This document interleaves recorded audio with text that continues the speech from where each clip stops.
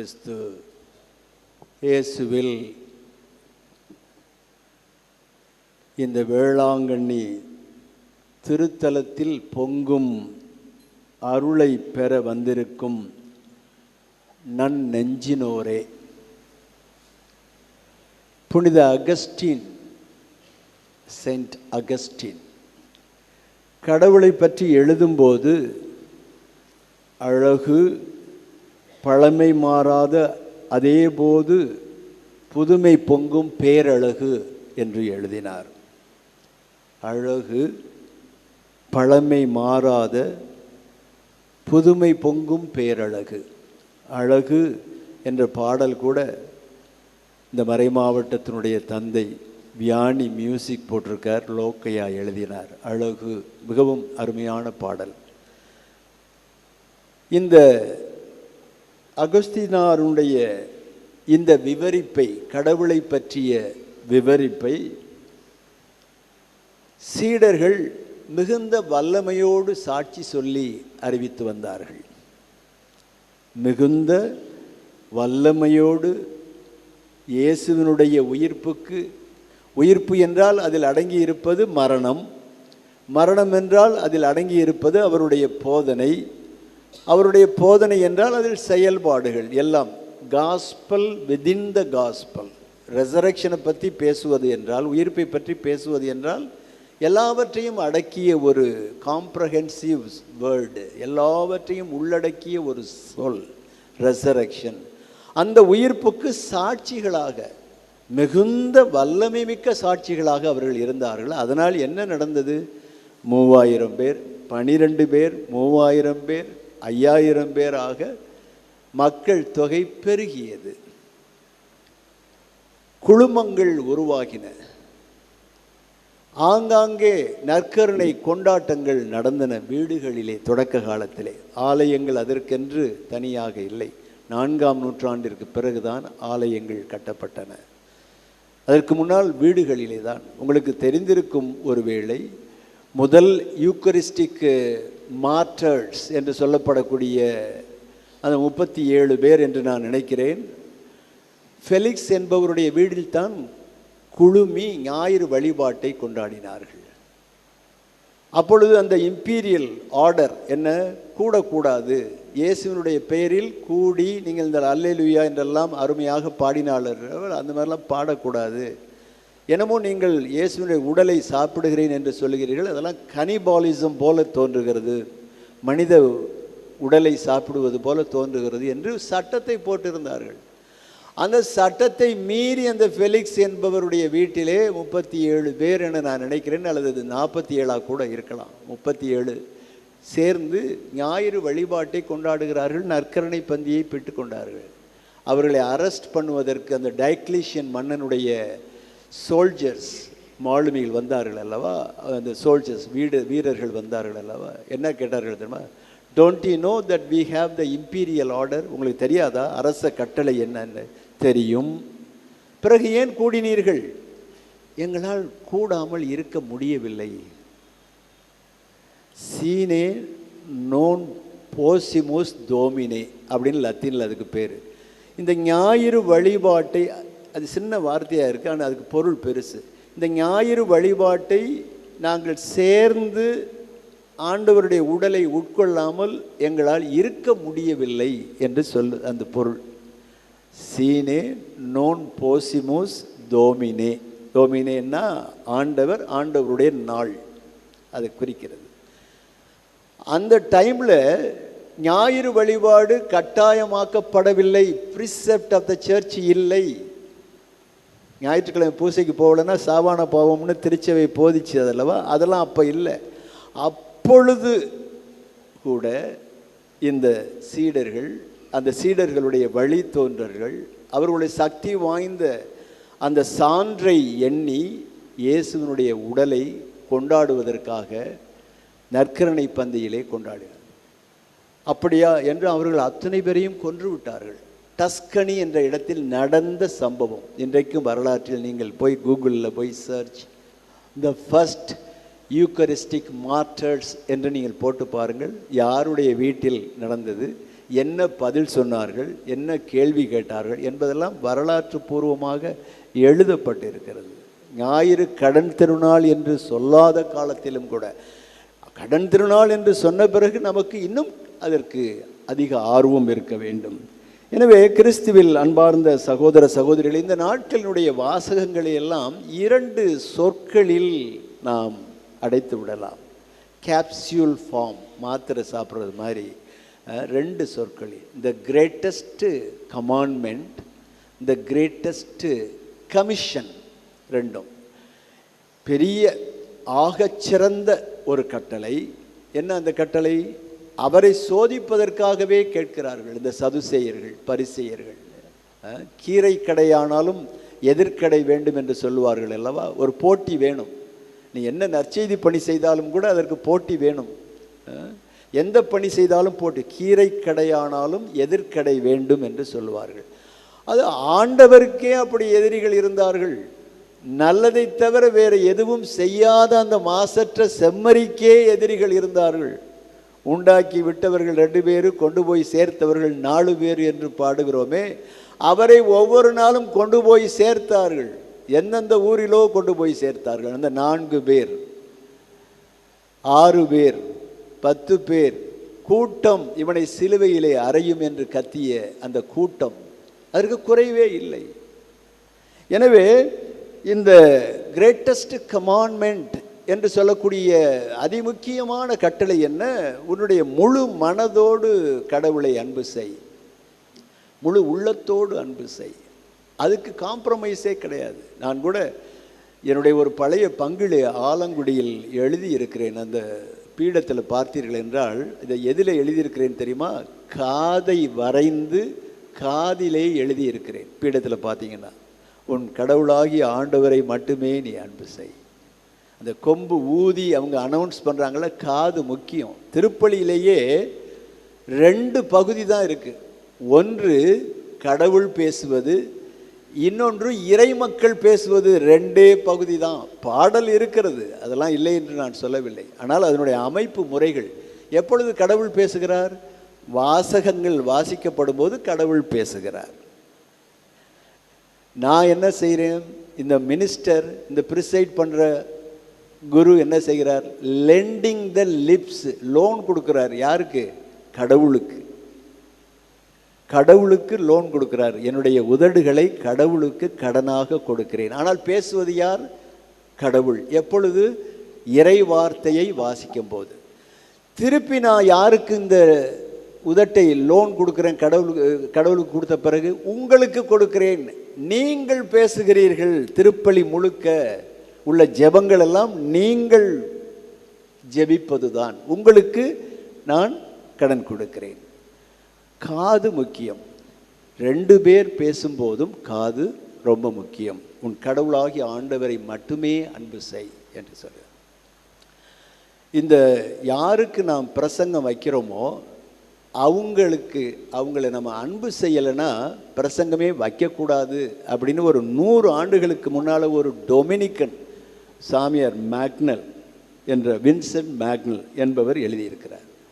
யாருக்கு நீங்கள் ப்ரீச் பண்ணணும்னு நினைக்கிறீங்களோ உங்களை அன்பு செய்யணும். நேற்று மாலையே நான் உங்களுக்காக ஜெபித்தேன். உங்கள் முகத்தை பார்க்கவில்லை, உங்களுக்காக நான் ஜெபித்து கொண்டிருந்தேன். அவர் என்ன சொல்கிறார் தெரியுமா? அப்படி நீ அவர்களை அன்பு செய்யவில்லை என்றால் ப்ரீச் பண்ணாத, உனக்கே ப்ரீச் பண்ணிக்க என்று சொல்லுகிறார். ஏன்? அன்பு செய்ய வேண்டும் என்பதற்காக. எவ்வளவு அருமையாக சொல்கிறார். பிரான்சிஸ் ஆஃப் அசிசி அதற்கு சில நூற்றாண்டுகளுக்கு முன்னால் என்ன சொல்கிறார் தெரியுமா? இந்த சக்தி வாய்ந்த சாட்சியம் கூறுகிற அந்த வாழ்வு இருக்கிறது அல்லவா, அது எதன் மூலம் வருகிறது? Preaching is one method. Preaching, பேசுவதன் மூலம். அதிலே 2 வகை இருக்கிறது நான் சொல்லுகிறேன். இந்த ப்ரீச்சிங், பிரான்சிஸ் ஆஃப் அசிசி என்ன சொல்லுவார்? Preach always, use words only if they are needed. எப்போதுமே அதை எப்போதுமே போதியுங்கள், ஆனால் தேவைப்படில் வார்த்தைகளை பயன்படுத்துங்கள் என்று சொல்லுகிறார். இதை விட அற்புதமாக யாராவது சொல்ல முடியுமா? பிரான்சிஸ் ஆஃப் அசிசி அவர் எவ்வளவு எளிமையானவர், எவ்வளவு வசதி வாய்ப்புகளோடு அவர் இருந்திருக்கலாம். இங்கே கூட நம்ம சவேரியார் இங்கே வந்து எல்லாம் வேதம் போதித்தார் அல்லவா, தூத்துக்குடி இந்த மாதிரி பகுதிகளில் அந்த கேத்தலிக்ஸு. அவர் வந்து அந்த டைமில் நுன்ஷியோவாவும் வந்தார். அவர் நினைத்திருந்தால் அந்த கோவாவில் அவருடைய மாளிகையிலேயே உட்கார்ந்துருக்கலாம், ரத்னக்கால் போட்டு உட்கார்ந்துருந்துருக்கலாம். ஆனால் அப்படி வேகமாக நடப்பாராம்.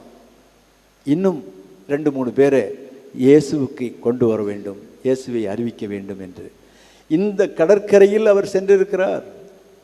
இந்த கடற்கரையில் அவர் சென்றிருக்கிறார். ஐ திங்க் 2 முறை சென்றிருக்கிறார் என்று நான் நினைக்கிறேன். அப்பொழுது இந்த வேளாங்கண்ணியில் காட்சிகள் வரலை, மாதா தோன்றவில்லை. அதற்கு பிறகுதான் தோன்றி இருக்க வேண்டும்.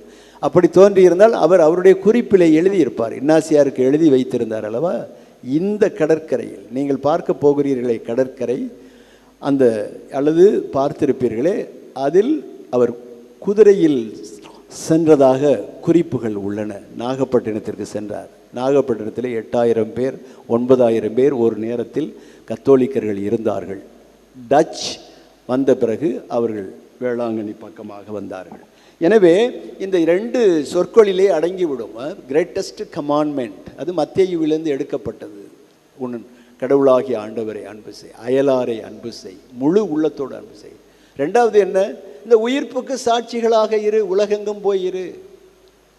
நம்ம விவேகானந்தர் எவ்வளவு பெரிய அறிவாளி, நாம் சொல்லி தெரிய வேண்டிய அவசியம் இல்லை. அவர் அந்த ராமகிருஷ்ண மிஷன் என்ற அந்த ஒரு இயக்கத்தை ஆரம்பித்தார் அல்லவா. அதை ஆரம்பிக்கிறதுக்கு முன்னாடி என்ன செய்தார் தெரியுமா? மார்க்கு எழுதிய நற்செய்தியை வாசித்தார் விவேகானந்தர். ராமகிருஷ்ண உங்களுக்கு தெரியும், சன்னியாசி. அவரை பார்த்தால் கடவுளை பார்ப்பது போல இருக்கும்.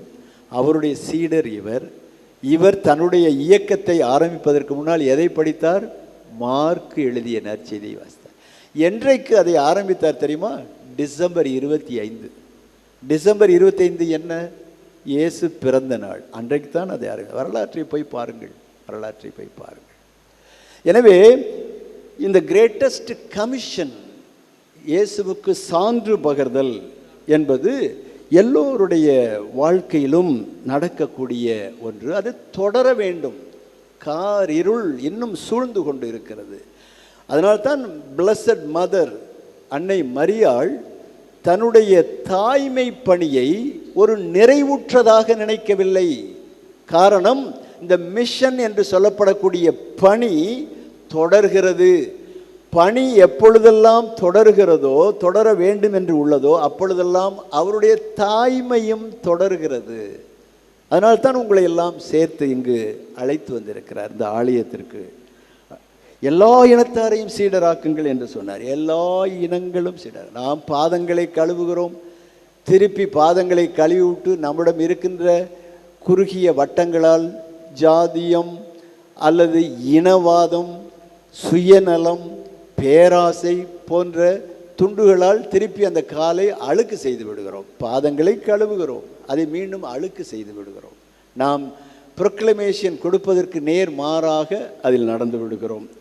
இயேசு கிறிஸ்துவில் அன்பார்ந்தவர்களே, இந்த அன்பென்னும் பிடியில் அகப்படும் மலையே என்று மாணிக்க வாசகர் சொல்கிறார். அன்பென்னும் பிடியில் அகப்படும் மலையே. நல்லா பாருங்க அந்த வார்த்தையை, மலை. அந்த மலை, நற்செய்தி போதிப்பது இன்றைக்கு எளிதான காரியம் அல்ல. ஏற வேண்டிய மலை, அதுவும் நேரடியாக நற்செய்தியை போய் போதிப்பதற்கு எரிச்சல் வருகிறது சில பேருக்கு. அதுவும் இந்த காலத்தில் லவுட் ஸ்பீக்கர் போய் எங்கே பார்த்தாலும் நாய்ஸு, அது மாதிரியெல்லாம் செய்யக்கூடாது. ஆனால் நற்செய்தியை அறிவிக்க வேண்டும், நற்செய்தியை அறிவிக்க வேண்டும். அன்பென்னும் பிடியில் அகப்படும் மலையே. I will try to translate that in English. அன்பென்னும் பிடியில், with a catch of love you catch the mountain. You are enabled to catch the mountain, even the mountain, if that catch is based on love. அன்பென்னும் பிடியில் அகப்படும் மலையே. உலகத்தையே நாம் வயமாக்கி விடலாம். எப்பொழுது? அன்பு என்ற கண்ணாடியை போட்டுக்கொள்ள வேண்டும். அன்பை போட்டு தான் நாம் கீதாஞ்சலியில் வரும்னு நினைக்கிறேன். மலைப்பொழிவை பற்றி காந்தியும் சொல்லுவார். அந்த அன்பு என்ற ஸ்பெக்டக்கிள் போட்டு அதை வாசியுங்கள் என்று சொல்லுவார். அன்பு அவ்வளவு முக்கியமான அன்பு. அந்த அன்பு இல்லாமல் நம்மால் இன்றைக்கு இந்த நற்செய்தி பணியை இந்த சாட்சிய பணியை செய்ய முடியாது. அந்த அன்பு எப்படி இந்த நெய் என்பது ஆர்வம், அன்பே அகழியாய் ஆர்வமே நெய்யாய் என்று திருமூலர் சொல்கிறார். அன்பே தகழியாய் அந்த கிண்ணம் இருக்கு இல்லையா, அது அன்பு. ஆர்வம் என்ன, அதில் ஊத்துற நெய் அல்லது எண்ணெய் ஆர்வம். அப்படித்தான் இந்த சீடர்கள் வாழ்ந்து வந்தார்கள்.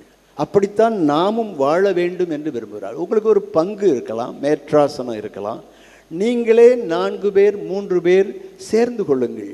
அதில் வேறு வேறு இனத்தார்களையும் சேர்த்து கொள்ளுங்கள். நன்மை மட்டும்தான் நாம் செய்ய வேண்டும் என்று முயற்சி செய்யுங்கள். பங்குல பேர் குடும்பக்காடு இருக்குதா என்று மட்டும் பார்க்காதீர்கள். தொடர வேண்டும். இந்த சீடத்துவ பணி என்பது தொடர்ந்து நடக்க வேண்டிய நெடும் பயணம். அல்ஜீரியா நாட்டில் ஒரு ஷ்ரைனில், ஒரு மாதா ஷ்ரைனில், we pray also for our Muslim ஃப்ரெண்ட்ஸ்னு எழுதியிருக்காங்களாம். இந்த மாதிரி ஒரு ஷ்ரைனில் நான் கூட இந்த பேராலயத்தின் முதன்மை கண்காணிப்பாளராகிய ஆயருக்கு அப்படி எழுதினேன். இப்படி எழுதலாம், ஆனால் அது அவர் நானே மாற்றிக்கொள்கிறேன். ஏனென்றால் இங்கே இந்து சமயம் என்று அதில் 6 பிரிவு இருக்கிறது. இந்து சமயத்தார்கள் தான் நமக்காக வேண்டிக் கொள்ள வேண்டும். காரணம் என்ன தெரியுமா? அந்த பால்கார பாலகன் யார்? அவன் ஒரு இந்து பையன். இந்து என்று இன்றைக்கு நாம் சொல்லுகிற பையன் சைவ சமயத்தை சார்ந்தவனாக இருந்திருக்கலாம், அல்லது வைணவத்தை சார்ந்தவனாக இருந்திருக்கலாம், அல்லது சிறு தெய்வ வழிபாடுகளை கும்பிடுகிற ஒரு பாரம்பரியத்தை சேர்ந்தவனாக இருந்திருக்கலாம், யாராக வேணாலும் இருந்திருக்கலாம். அதனால் இந்துக்கள் தான் கிறிஸ்தவர்களுக்காக வேண்டிக் கொள்ளுங்கள் என்று வேண்டணும் போல இருக்கு. ஏனென்றால் இந்த ஆலயத்திற்கு வருவதில் முக்காவாசி பேர் யார்? கிறிஸ்தவர்கள் அல்ல. உங்களுக்கு அது நன்றாக தெரியும். நமக்கு தாய், நமக்கு சகோதரி மரியாள். The good news is God loves us. The bad news is God loves all others also. நான் சொல்கிறது உங்களுக்கு நல்லா புரியுதா? The good news. நம்மை இந்த ஞானஸ்நான தொட்டியே கருவறைக்கு சமம். ஞானஸ்நான தொட்டி, அதில் போயிட்டு வந்த எல்லாருமே நாமெல்லாம் ஒரே இனம்தான். அதில் ஜாதி வேறுபாடெல்லாம் இருக்குது, அதெல்லாம் விட்டுருங்க. அதை ஒரு மெனக்கிட்டுக்கிட்டு அதை போய் பெர்பெச்சுவேட் பண்ணக்கூடாது. ஃபெமிலியாரிட்டி ஆஃப் கல்ச்சர் இருக்கலாம். அது அந்த ஞானஸ்நான தொட்டியே கருப்பை. அண்ணா கண்ணதாசன் உட்காந்துருக்காரு, அண்ணா உட்காந்துருக்கிறாரு. ஒருத்தர் யாரையோ பார்க்க வர்றாங்க. நீ எந்த ஊருப்பா அப்படின்னு கேட்குறாரு பேரறிஞர் அண்ணா, சிஎன் அண்ணாதுரை. அவன் என்ன சொல்கிறான்? நான் கரூருங்கய்யா அப்படின்னு. என்னது கரூரா? எல்லாரும் அந்த கரூர்லேருந்து வந்தவங்க தான்யா அப்படின்னு. கருவூர் நம்முடைய தாயினுடைய கருவிலிருந்து தானே நாம் எல்லோரும் வந்தோம். மரியாளுடைய கருவிலிருந்து தானே இந்த இயேசு வந்தார், உலகத்தினுடைய மீட்பர் வந்தார். எல்லாருமே அந்த கருவூரில் இருந்து தாயா வந்தோம். நீ உண்மையிலேயே கரூரா இல்லை பக்கத்து ஊராயா அப்படின்னு கேட்டிருக்காரு. பாரு என்ன ஞானத்தோடு அதை கேட்டிருக்காரு. அப்போ கண்ணதாசன் அங்கே உட்காந்துருக்காரு. அதை வச்சு கண்ணதாசன் ஒரு பாட்டு எழுதியிருக்கிறாரு. எந்த ஊர் எந்தவனே அப்படின்னு ஒரு பாட்டு வரும், போய் பாருங்க. அது ஒரு ஊராக வரும், மேலூர் மேட்டூர் அப்படின்னு சொல்லிக்கிட்டே இருப்பார். அதனால் நம்முடைய தகழி ஆர்வத்திற்கு குறைவு இருக்கக்கூடாது. ரெண்டாவது, பழைய ஏற்பாடு கிரேக்க ரோமானிய கலாச்சாரத்தில் நட்பு என்பது ஈக்குவல்ஸோட தான், எனக்கு சமமாக இருக்கிறவங்களோட தான் நான் பழக முடியும். அவங்க கலாச்சாரம் அதை அப்படியே இயேசு மாத்துறாரு. அதற்கு அவருக்கு பல உதாரணங்களும் இருக்கிறது விவிலியத்திலே. தாவீது என்ன அரசன் தான், அடல்டரர், மர்டரர், பறைத்தமை தாவீது செய்தான், கொன்றான். அவனை நமக்கு முன்னோடியாக வைக்கவில்லையா? யாக்கோப்பு ட்ரிக்கு பண்ணி பதவி வாங்குறாங்கல்ல சில பேர், ட்ரிக்கு பண்ணி. அது மாதிரி யாக்கோப்பு தான் அவங்களுக்கெல்லாம் பாதுகாவலர்னு நினைக்கிறேன். யாக்கோப்பு நம்முடைய பிதாக்கள் அப்படி தான் இருக்காங்க. நம்முடைய பரம்பரையே அப்படி தான் இருக்குது.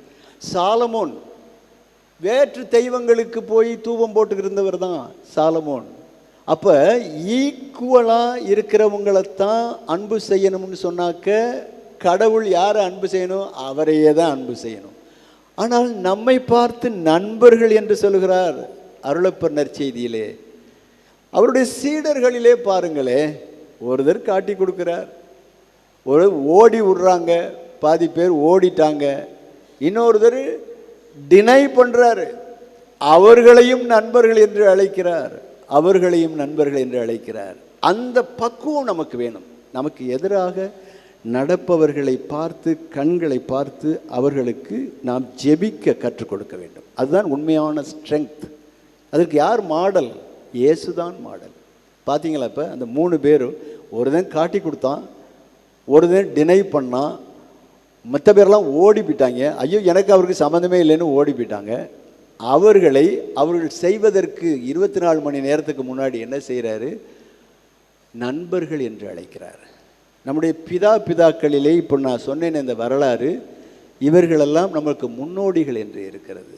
கிறிஸ்து தான் நமக்கு கீழே உள்ளவர்களையும் நம்மளோடு சமமாக இல்லாதவர்களையும் நாம் இறங்கி அன்பு செய்ய வேண்டும் என்று கட்டளை பிறப்பித்தார்.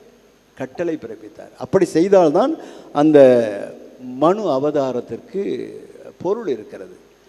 தேவநேய பாவனர் என்ற மிகச்சிறந்த அறிஞர், தமிழ் மொழி ஆராய்ச்சி, மொழி ஞாயிறு என்று கூட அவர் 2 காரியம் சொல்கிறார். நீங்கள் நற்செய்தியை அறிவிக்க வேண்டும்.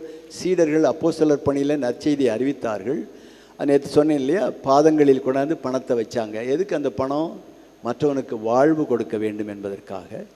துச்சமாக தங்கள் உடைமைகளை விற்று, இப்போ இந்த காலத்தில் அடுத்தவர்களுடைய உடைமைகளை விற்று கூட கொண்டாடுவாங்க, அல்லது கொடுக்கவும் மாட்டாங்க. அப்படியெல்லாம் இருக்கு இன்றைக்கு. அந்த தேவநேய பாவனர் 2 விஷயம் சொல்கிறார். ஒரு கலாச்சாரம் வளர வேண்டும், வாழ வேண்டும் என்றால் அகநிலை தூண்டல், புறநிலை தூண்டல் என்று 2 வேண்டும். எல்லாம் பெரிய டாபிக் அப்படி போல் தோன்றுகிறது. என்னது அகநிலை தூண்டல்? இந்த இப்போ நீங்கள் பூசைக்கு வந்திருக்கிறீங்க, நான் உங்களுக்கு 2 வார்த்தை சொல்கிறேன் இல்லையா, இந்த நற்செய்தியை வாசிக்கிறேன், பாட்டு போடுறாங்க, தந்தை அருமையாக சங்கீதங்களை திருப்பலிக்கு முன்னால், இதெல்லாம் புறநிலை தூண்டல். அகநிலை தூண்டல்னா நாவல் எழுதணும், கிறிஸ்துவை மையமாக வைத்து, நற்செய்தியை மையமாக வைத்து வில்லுப்பாட்டு செய்யணும், நாட்டியங்கள் செய்யணும், கலை அம்சங்களை கண்டுபிடிக்க வேண்டும், சினிமா தயாரிக்கணும். இதெல்லாம் தான் ஒரு காரணம். இந்த வேளாங்கண்ணி இவ்வளவு பார்வோற்றும் ஒரு ப்ரீமியர் ஷ்ரைன் இந்த வேர்ல்டாக இருக்கிறதுக்கு காரணம், இதெல்லாம் நமக்கு முன்னால் இருந்த பங்கு தந்தையர்கள், அப்பொழுது இருந்த ஆயர்கள் எல்லாம் பிளான் பண்ணி தான் செஞ்சாங்க. அதனால் இந்த மாதாவுக்கு அகநிலை தூண்டலும் இருந்தது, புறநிலை தூண்டலும் இருந்தது, தொடர்ந்தும் இருந்தது, அடர்ந்தும் இருந்தது. அதனால தான் இப்போ எங்கெங்கேயோ இருந்து ஆல் ரோட்ஸ் லீட் டு ரோம்னு சொல்லுவாங்கள்ல, இப்போ ஆல் ரோட்ஸ் லீட் டு வேளாங்கண்ணிங்கிறது மாதிரி வந்திருக்கோம். பூசை முடிஞ்சோடனே நீங்கள் ஒரு பஸ்ஸில் ஏறுவீங்க, நீங்கள் ஒரு காரில் போவீங்க, நீங்கள் ஒரு காரில் போவீங்க, நான் ஒரு காரில் போவேன், எங்கேயோ போவோம். இந்த இடம்தான் நம்மை ஒன்றிணைக்கிறது. இதுதான் இந்த நற்செய்தியினுடைய மகிமை. எனவே கிறிஸ்துவில் அன்பார்ந்த சகோதர சகோதரிகளே, மற்றவர்களை நாம் அன்பு செய்வோம். பெரு நாட்டில் இந்த ஸ்ட்ரீட் சில்ட்ரன்னு சொல்கிறாங்க இல்லையா, தெருக்களில் அலைந்து தெரிகின்ற ஏழைப்பட்ட மாணவர்கள், பிள்ளைகள், ஸ்டூடெண்ட்ஸு. அதில் ஒரு ஃபோட்டோவில் அந்த பையன் எழுதியிருக்கிறான், அவன் ஃபோட்டோ அங்கே இருக்குது அந்த ஹோமில், நான் மற்றவர்களுக்கு ஒரு நம்பர், எண் தான், நான் மற்றவர்களுக்கு நியூசன்ஸ், என்னை யாரும் உற்று கூட பார்ப்பது இல்லை அப்படின்னு சொல்கிறான். இன்றைக்கும் அப்படி இருக்கிறது. நாம் அப்படி உற்று பார்க்க கற்றுக்கொண்டோம் என்றால், அப்படி எல்லோரையும் அரவணைக்கின்ற விசால மனப்பான்மையால் அண்டத்தை விழுங்க கற்றுக்கொண்டோம் என்றால், அதுவே நற்செய்தி பணி. நீங்கள் ரெக்கார்டு போட்டு பாட்டு போட வேண்டிய அவசியமே இல்லை, பிரசங்கம் வைக்கிறதுக்கு சவுண்டை கூட்டுன்னு சொல்ல வேண்டிய அவசியமே இல்லை. You are preaching always. Use words only if they are needed. Thank you.